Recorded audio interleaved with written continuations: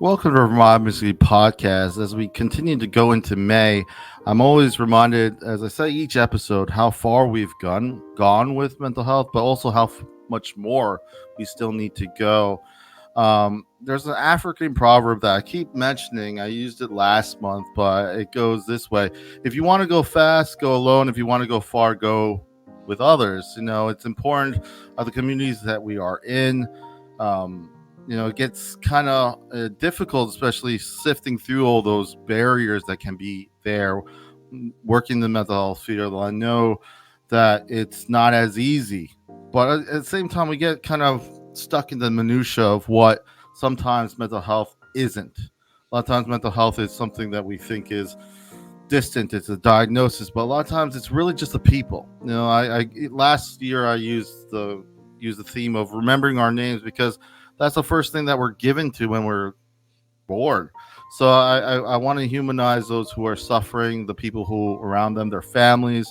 So they're not just diagnoses, they're daughters, sons, wives, husbands, parents, all those things together. And today we have a new guest. Her name is Christine Samuel. Thank you so much for coming on and sharing your insight. Just be part of the conversation.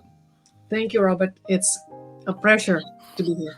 No worries. And I just want to also share before I begin, wherever you are in the world, as a disclaimer, I encourage you. I don't like reinventing the wheel. If you're in a tennis group, if you're just in some sort of group, if you could just ask the question. As adults, it's hard for us to ask, I need help. I encourage you to ask that question, especially if you need help. In the States, we have the 988 Suicide Crisis Lifeline. So if you are needing professional help, I do encourage you to get help, whatever way that may be. I read in school, Christine, Mark Twain was one of the first books, in elementary school. And one of the quotes that kind of I want to spark the conversation was this one. It says, kindness is a language which the deaf can hear and the blind can see. What comes to mind when you hear this quote, and anything you want to share as we begin? Yeah, it's a beautiful quote and it's so true. And I feel something as human, with our intellect, with our analytical capacity, forget there is different language than just words. There is language than just like definitions and labels. And kindness is very interesting because the word kind in kindness, there are two things, right? As a noun, it's a group of people, of things, or having similar characters. But our last name is kind, humankind. Yeah. And it's interesting to have this similar word of kind as a group, having similar character, and also as a nature of generosities, friendly, kind, and it just reminds us that feelings is actually the true language.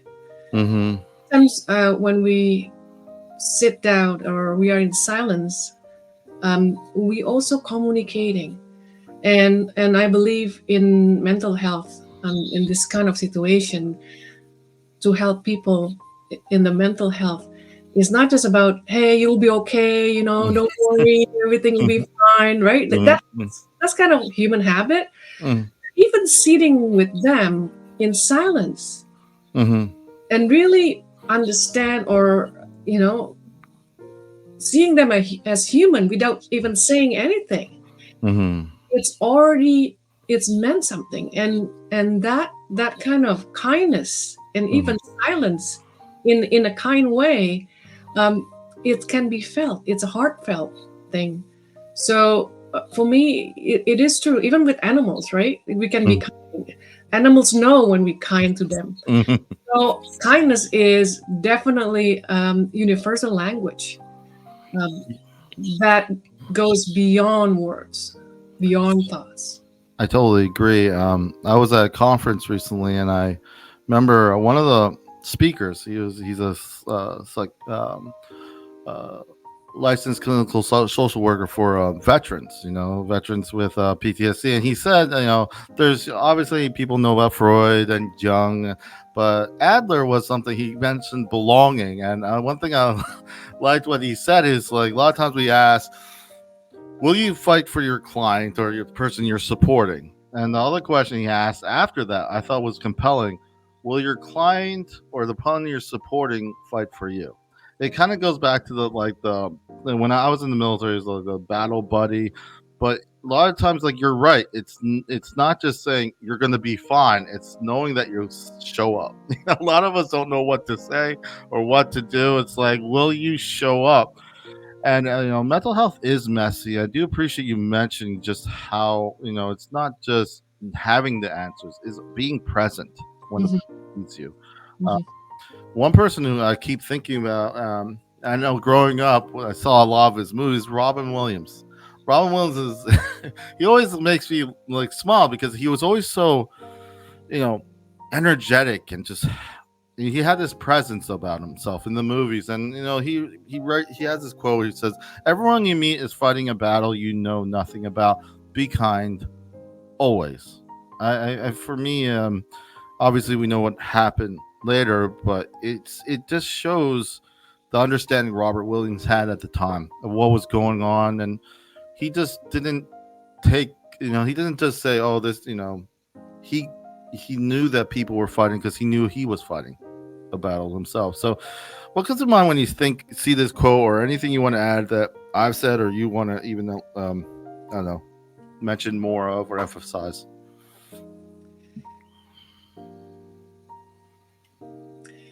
I it's very interesting.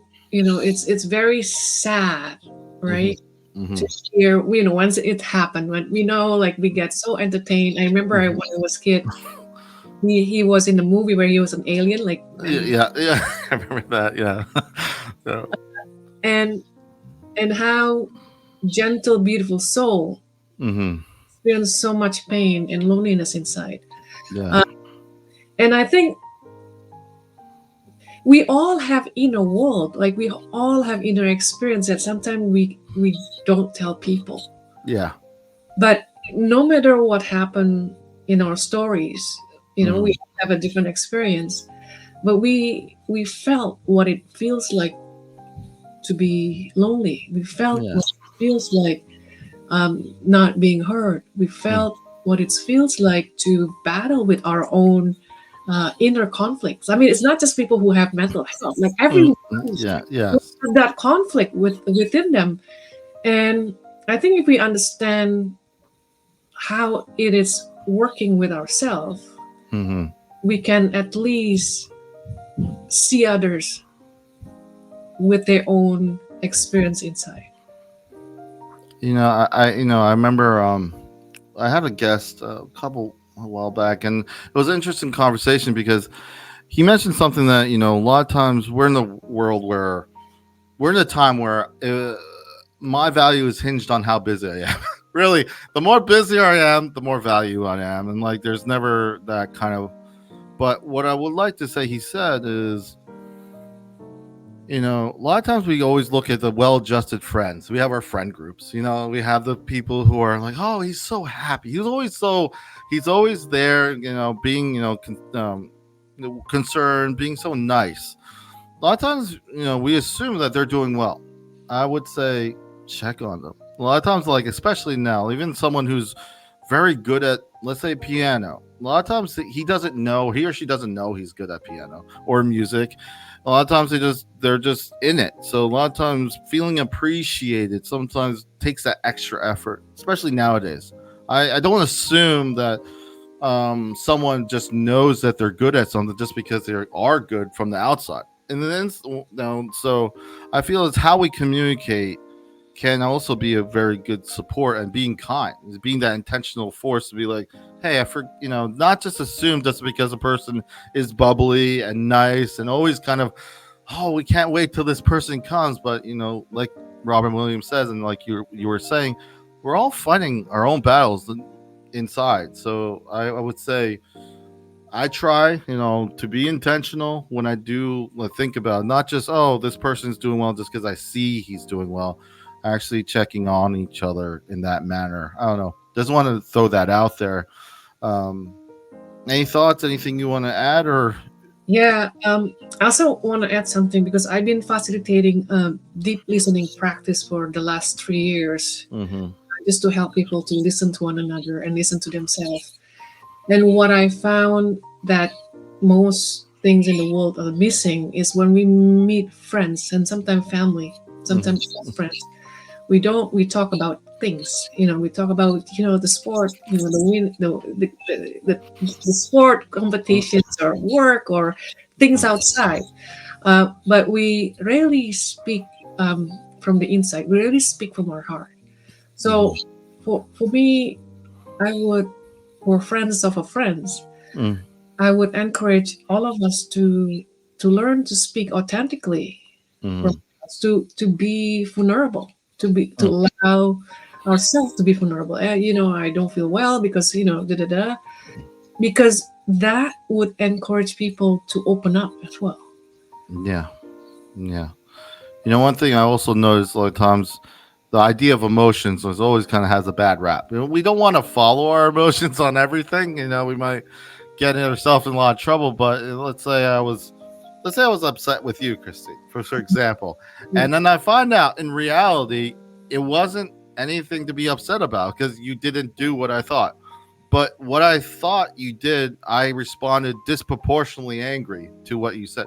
A lot of times people are like, oh, thank goodness, and they let it go. But I would say to myself, why did I get so angry?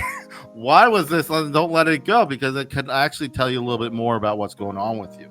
Emotions doesn't necessarily have to be true. They're like two different. I feel like they're two different items. Like they're the rational, what we see outside every day, our environments, but then our emotions kind of dictate how the lens we see it in. How do we see it in? That kind of thing. And it's that part that sometimes is missing. When we communicate, a lot of times it's like stuff, like you say, things I talk about. I had a family member who recently was struggling, and I was talking. I came out of work. Came to him, and he's like, "Oh, my Verizon bill was $30 more." I'm like, "That is not why I'm here. That is not why I'm here." But after peeling the layers, you get to really know there's so many barriers, and sometimes those barriers are ourselves. Mm. We get in our own way. I think Maya Angelou, just kind of. I love what she says here. She says a lot of great quotes, but this one that sticks to me: people will forget what you said, people will forget what you did, but people will never forget how you made them feel. A lot of times, well, it's not about feelings, but it depends on the context and what you're talking about. If you're talking about like analytical numbers, yeah, that's not feelings. But when we're talking about people, human beings, there are feelings. You can't talk about one without the other. So I do appreciate her sharing this. What comes to mind when you hear this quote? Then again, it's not about what you say. What you said is words. What you said is just thoughts, right? Or Mm-mm. yes, emotions. Something like you get upset or frustrated. Um, but feeling is a little bit more about our experience, Mm-hmm. and we don't experience words. We experience our feelings, Yeah, that's true. and that's not real to us. Like that's why, like you said about maybe like I judge you or you do Yeah, something yeah, yeah. in my mind. I just like create the scenarios. Uh, and that's what's real to me. I'm the one who angry. It's not you. Yeah, It's yeah. me. So Mm. it's my own experience, my own feeling, and can we create a nice experience with others? And I also want to bring something that you have before about feelings and emotions, because I think most of us don't like to feel bad. Most of Mm. us don't like the discomfort or feeling, Mm. shame, guilt, or lonely, or whatever it is.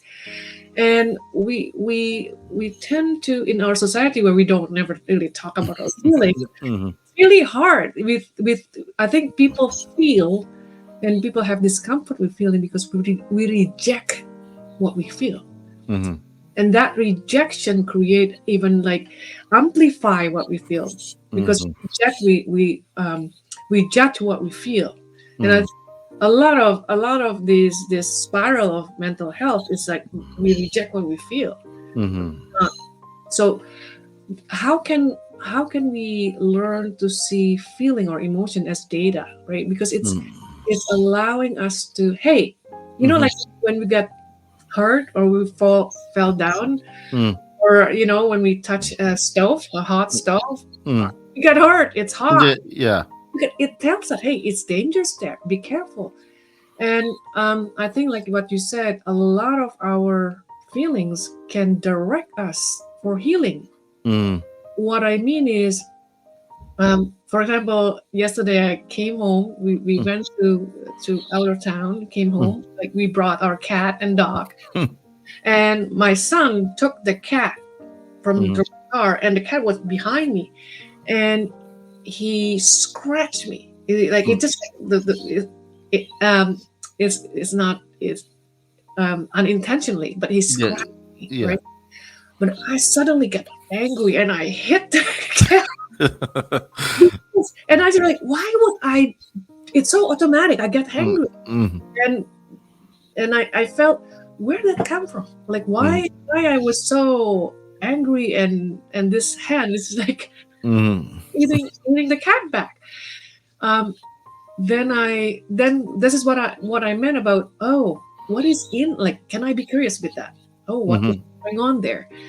And that make me realize that is a very like a very automatic habit when you are a child, like when and also our nervous system that has to reflect.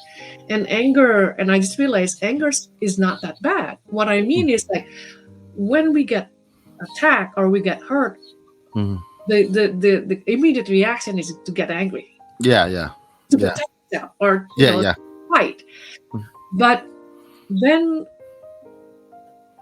it's something that we can learn about the mechanism of anger, right? What's happened within us, what happened in our childhood, or what caused it.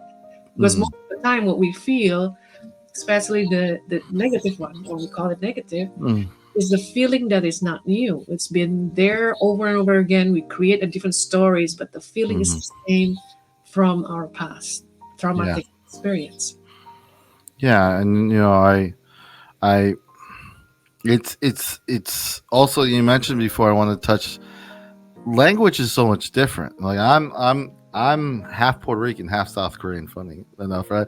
And the funny thing about that is words don't mean the same thing. I know this, and how they express. So I like that you brought that up, because even like how I describe what sadness, or to my definition, will be different from someone else. So, but the feeling is the experience we actually live through. So emotions are just sometimes words, because one word may mean something else for a different context, different culture, different background. And I think it's good to note that, especially in the diverse world we live in. A lot of times when I'm dealing with, let's just say, I live in America, and a lot of times there's this 50-50 split about gun control and all this stuff. I'm not trying to get in there, but someone is suicidal, so a lot of people are like, they start focusing on the guns. I'm like, how about is there a family member that could hold on to this while we get you stable? Not condemn the person, because that in itself is a culture that they remember, they lived with, and being sensitive to it, even if you don't understand it or agree with it. This is not a political debate. This is about treating the person first, and then what's going on with them, not treating what you think is ideally wrong or right. And I feel that a lot of times builds bridges to cultures that I don't really understand or really agree with. But at the same time, just because you don't understand doesn't mean you can't be kind. Doesn't mean you can't be there for that person. And so I think there's going to be awkward moments sometimes. You'll be around people that be like, oh, this is so horrible. In your mind, you're like, it's okay. In your mind, being honest with yourself. But at the same time, you're trying to be appreciative and understanding for that person, because that person is not just a person. The person is either a friend or someone that you care about.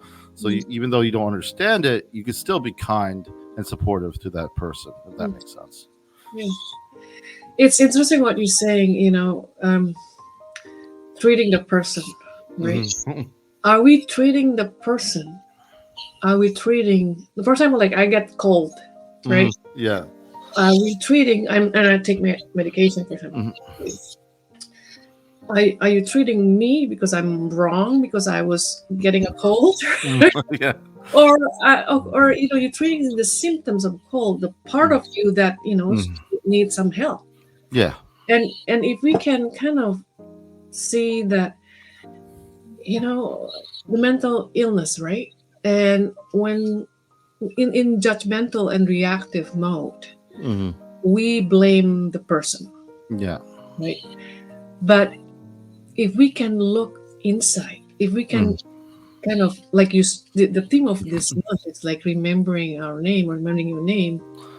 If we can get to know a person deeply, right? Then we can understand why a person acts a certain way. Like if it's if it's dangerous for other people, of course, that, or dangerous for themselves, of course it's not right. But we can kind of see it from a different perspective. Whatever they do because of their own experience, their own trauma. And therefore, can we understand that part? Can we see the person not as defected or sick? Yeah. Because part of them are not. Yeah. And that's the whole thing. And they are experiencing how they're being treated and how they're feeling, and maybe not as they were, so there's a certain different aspects. And I love that you brought this up, because a lot of times there's tangible needs. We all have tangible needs. We need a place to stay, shelter, food, and all this stuff.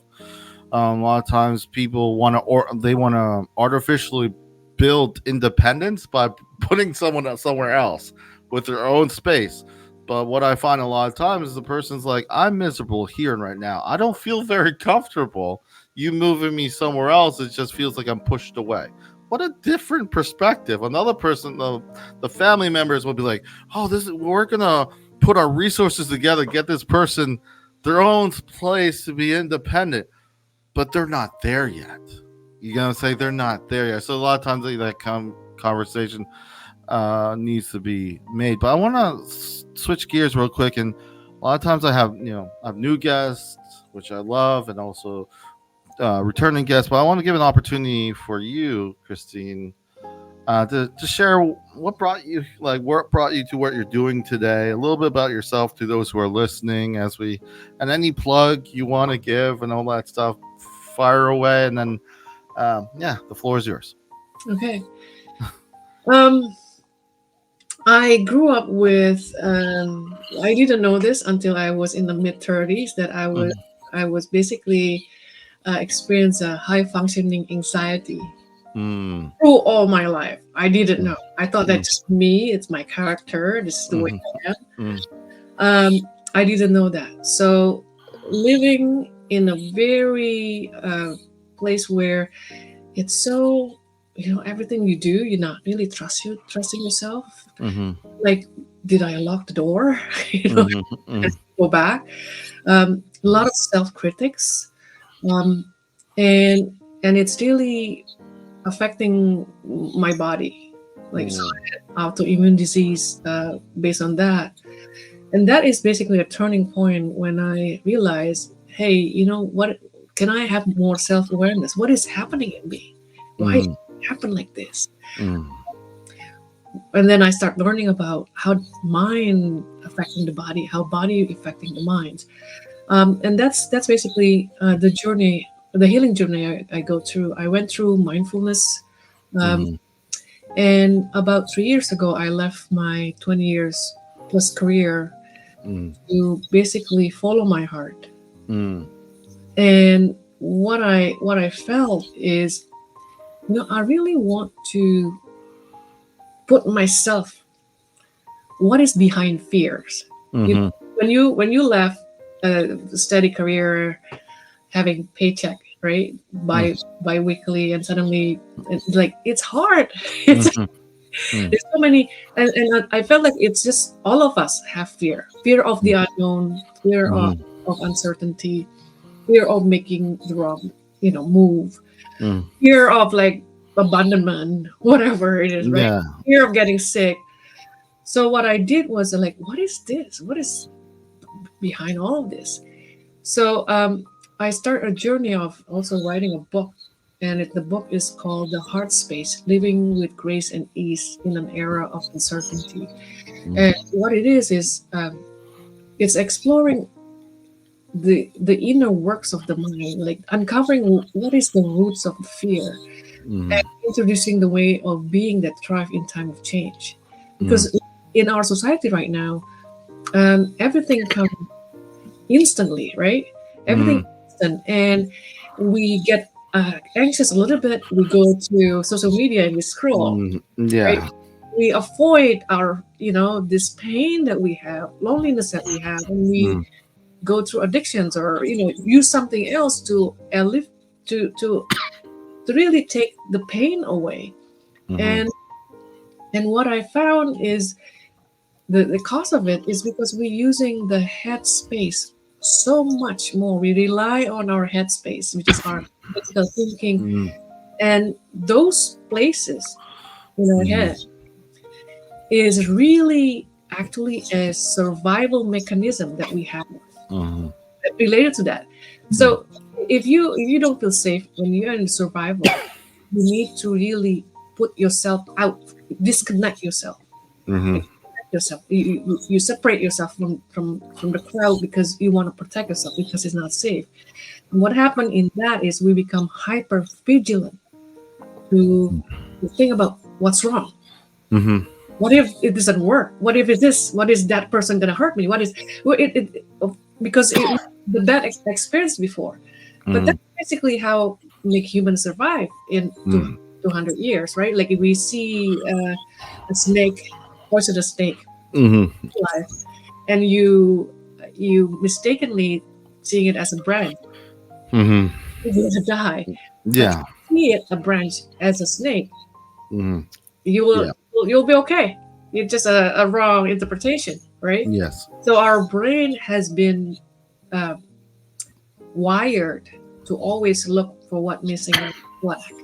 And I found this is very related to mental health as well. Mhm.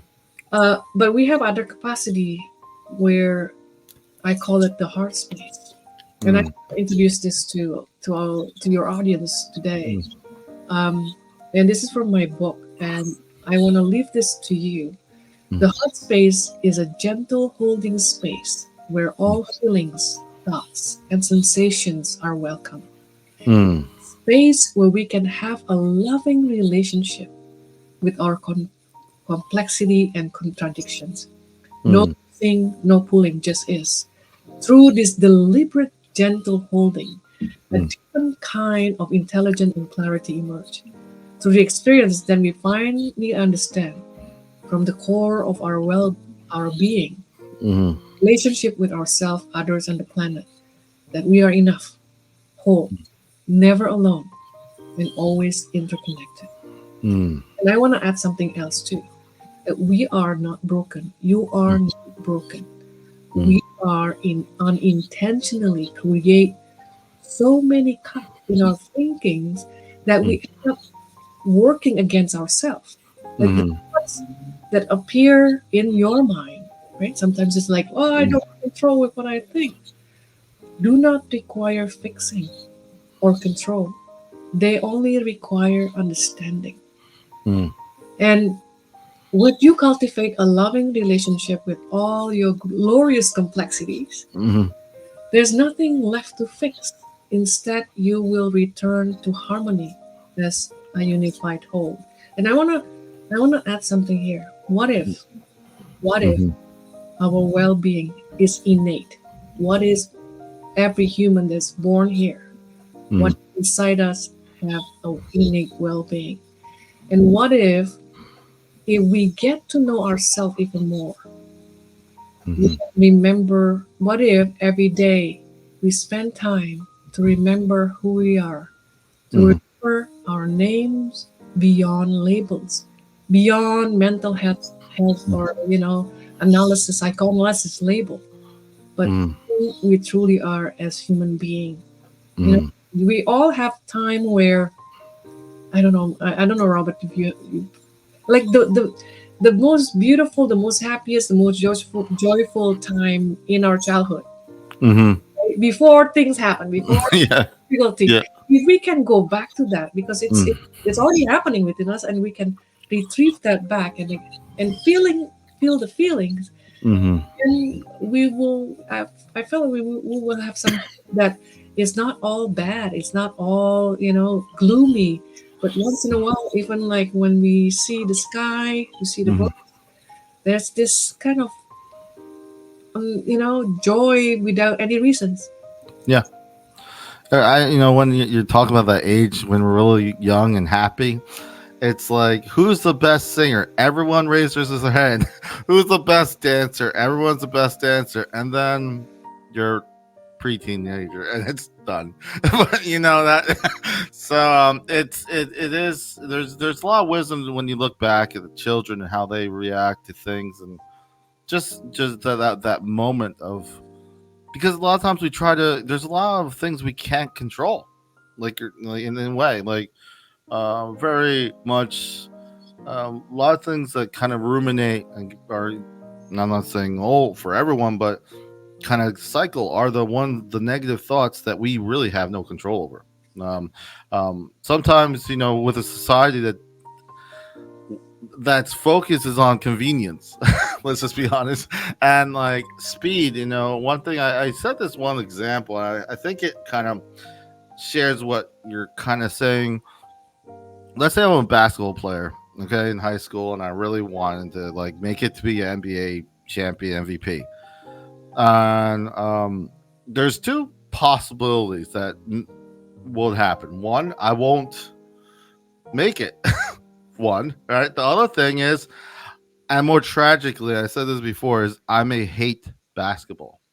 I love basketball at one point, but because it's always focused to this one pinnacle moment, I can't embrace the process. And the process is just being us, just being who I am. A lot of times, you can imagine working in the mental health field. People get stuck on their labels, their diagnosis, and it's not. One thing is it's important for treatment and stuff like that, and I'm not saying that. I'm just saying sometimes the label itself doesn't define who they are, their names and everything like that, but also it also doesn't define any limits. I like a lot of times the thing we give up when we're that age, when we're really happy, is curiosity.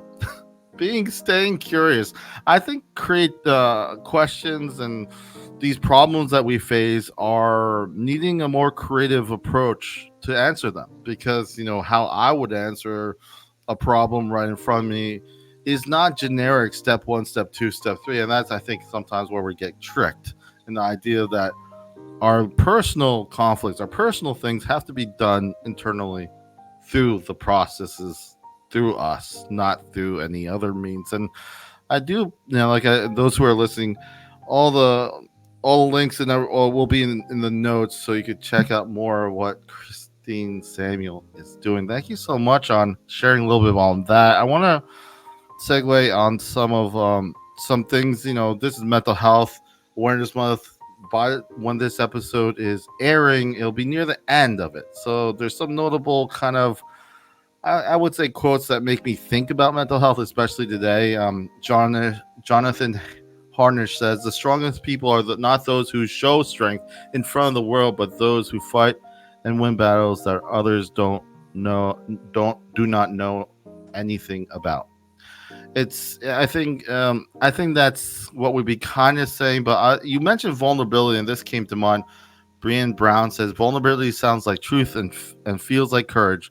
Truth and courage aren't always comfortable, but they're never weakness." And I think Nito, I'm going to butcher that last name, but she said, "Your present circumstances don't determine where you go. They merely determine where you start." I could keep going on the list of these kind of things. Like Martin Luther King Jr. said, you don't need to see the whole staircase to take the first step. But it's more than that. It's just, there's an actual Chinese proverb I actually pulled up, and it says, a bird does not sing because it has an answer. It sings because it has a song. I think that's our humanity. That's who we are. Like, our song is who we are. I like that kind of, because one thing about songs, there's always harmony. So like you maybe have other people who join your life and they kind of add to your song with their harmony. So I like music as an element of illustration. It tells more than what words can. That's the nice thing about music. But anything that from these quotes or anything you want to add as we, I don't know, wrap up, as we give our final thoughts? It's been so great to have you on. Thank you. I love the last one. A bird does not sing because it has the answers. It sings because it has a song. Yes. And I just want to add something, that the biggest yearning of every human is to be seen and acknowledged for the way they are. What that means is sing your song. Yeah. Not because somebody else will listen, somebody else would approve or don't approve. It's because your own expressions, and your own expressions, that songs, you said about curiosities, about playfulness, that time when we were like the happiest moment in our childhood, that song is worth singing in your expressions, because your soul wants to express. It doesn't matter if what your label is, because it's beyond label. You are beyond label. Let's say, Robert. I know Robert's name. Yeah. Doesn't mean if I know his name, I know everything about him. Yeah. And also about label. And I just want to add something here. In English language, a noun is fixed, right? It's Yeah. for example, a tree is a tree. A chair is a chair, right? But in indigenous North American language, a noun is not based on fixed. It's based on it's alive. What it means is, the thing about English, when we say a tree, it cannot be anything else. In the indigenous language, a tree changing all the time. The seasons, tree change, and also there's a possibilities, right? For example, a tree could be a chair, could be a a house, could be a toy. So be open with your evolving self. Don't allow those labels. The label is great to our brain to know. So because when we label, let's understand, but don't allow it to define you, because you are undefinable. Your essence is way bigger, deeper, higher than what your brain and what society knows about you. So sing your song, because that song worth being seen and heard. And just want to also just say, also forgive yourself. A lot of times we don't. A lot of times this stuff takes time. This world is very fast. I do my best work when I slow down. I hate to say it. I don't like saying it because I like to keep going, Christine. But it's knowing that you could say no, and no is a complete sentence. If you can't do something, you don't want to keep doing it till you can't. If that makes sense. So and that's my few little final thoughts. Any final thoughts that you want to mention as we wrap up? I just want to invite you to go to my website, christinesamuel.ca, because I give away one chapter from my book called The Mind Made World. So you will find this interesting, and we'll get to know more about how things are working, and it will give more understanding about what the world we live in. Just want to put it there. Thank you so much, Christine, for coming on and sharing your thoughts and your insight. It's been wonderful to have you. Again, I want to share with those who are listening, remember to stay updated with Revive Ministry through the various platforms. ReviveMinistryFL.com is our website. This is goodbye from Revive Ministry, leaving his last quote from Malcolm S. Forbes. He says, too many people overvalue what they are not and undervalue what they are.